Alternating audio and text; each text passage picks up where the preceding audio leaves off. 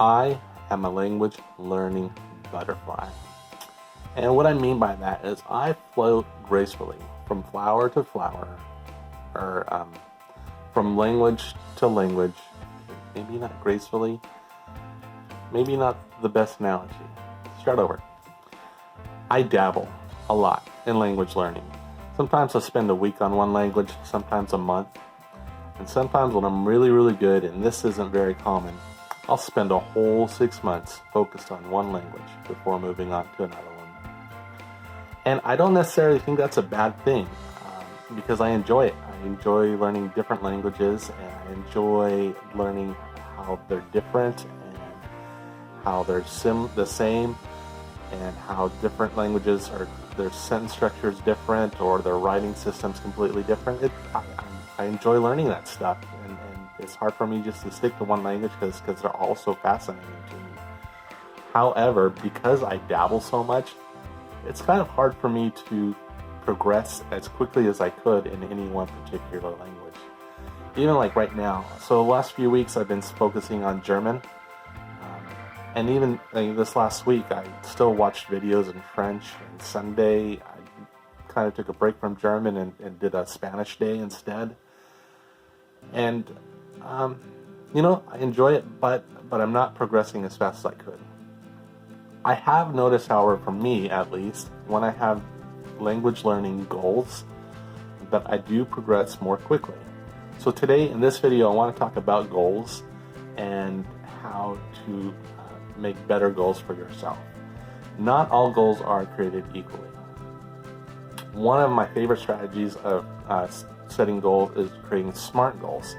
And not everyone defines SMART goals in the same way, but my favorite definition of SMART goals is that SMART goals are specific, measurable, attainable, relevant, and time-bound. So last week I was talking in a video about how I was evaluating my German learning progress, and I discovered a couple weaknesses in my German, and one of them was the past tense. I have no problem understanding the past tense when I hear it spoken or when I read it. However, when I want to create it, when I'm speaking myself or if I'm writing, I often get the past tense wrong. I'm not good at producing the past tense in German. So I created a goal for myself in my video a week ago, and here's what I said. I went and watched it and tried word for word. I said, I'm going to get good at doing the past tense in German. Okay. Not a great goal, and we'll explain why. We'll evaluate my goal in this video. Did a few good things. I did work on that this week. I am probably better at creating the past tense in German than I was a week ago because I made some focused effort on it. However, I think I could have done better at creating my goal and might have been able to have more focused study time and probably made more progress if I had a better goal. So let's evaluate my last week's goal. Was my goal specific? So my goal, I'm going to get good at doing the past tense in German. Getting good, what does that mean? I don't know. Does it mean that I'm perfect at it? Does that mean I know how to do 500 verbs in German? Does that mean I know how to do every verb in German? Does that mean I know how to do 20 verbs in German in the past tense? Does it mean I know how to do all three types of the past tense in German or just one? I did not do a very good job of being specific in my goal. Was it measurable? This is kind of close to the same thing as being specific, except for when I think of a measurable goal has to have some kind of number attached to it. You have to be able to measure it. And you measure things with numbers. There were no numbers in my goal, so it was not measurable. Attainable. That one's kind of hard to measure for this goal that I set last week because it was so vague. But usually when you're talking about it, something that's attainable, it means it's like you have the capacity to fulfill that goal. You can still have a stretch goal, but if it's impossible to do, then it's not attainable.